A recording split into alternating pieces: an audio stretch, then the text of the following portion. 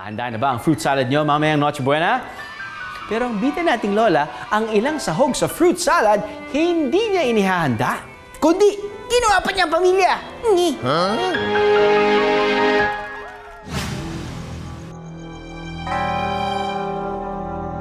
Hoy, ikaw bata ka. Ano na naman ginagawa mo sa tapat ng bahay na yan? Sige ka, kukunin ka ng mangkukulam dyan. Nay, gusto ko lang naman silipin kung anong meron sa loob. Sa bahay na ito, sa Sitio Kahel, nakatira raw ang isang mangkukulam. Yan ang kumalat na chismis ng mga marites dito. Taho! Taho! Taho! Nako, sana hindi ko nabulabog yung mangkukulam.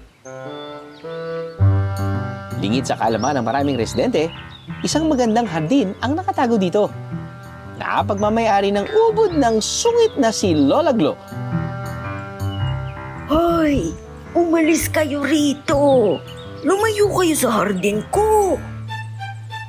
Ayos lang ba kayo? Huwag kayong mag-aalala. Gagawin ko ang lahat para maalagaan ko kayo. Yun naman pala, hindi mangkukulam ang nakatira dito, kundi isang protective lola sa kanyang mga tanim sa hardin. Abay, ang mga marites nga naman talaga. Super bad habit yung mga fake news nyo, ha?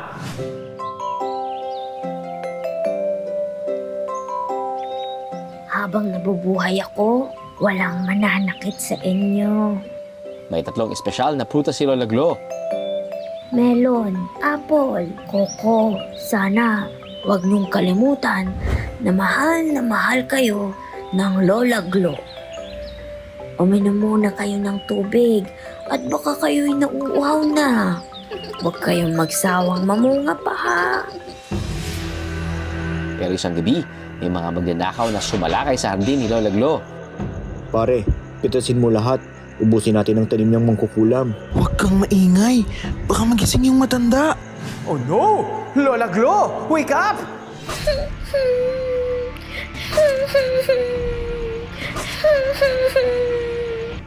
Tara na, sibat na tayo. Puno na itong sako natin. Kinaumagahan, tumambad kay Lola Glo na sumutang lahat ng prutas sa kanyang hardin. Melon, apple, koko. Nasaan na kayo? Patawarin niyo ako. Hindi ko kayo naprotektahan. Patawarin niyo ako. Sa kalagitnaan ng kanyang pagtatangis, dumating ang mga hindi inaasahang bisita. Sino kaya sila? Magsilayas kayong mga magnanakaw. Lola, bakit po kayo umiiyak? Melon, apple, koko, kayo pa yan. Mga apo ko. Opo, Lola Glo. Kami nga po ito.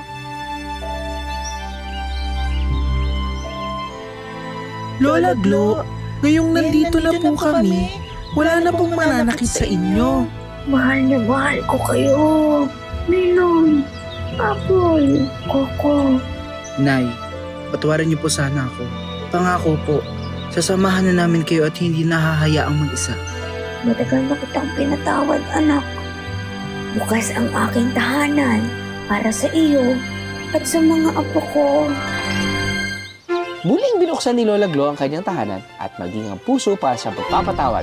Ang mga dating marites naman, tumigil na rin sa mga chismis at sama-sama silang tumulong para mahuli ang mga magnanakaw. Mula noon, nanumbalik muli ang matamis ng ngiti ni Lola Glo kasama ang kanyang anak at mga apo. Taho! Taho!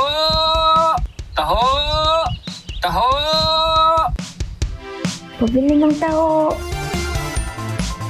Ano mang tigas ng ating puso, kaya kaya nitong palambutin ng salitang patawad. At mainit na yakap mula sa ating pamilya.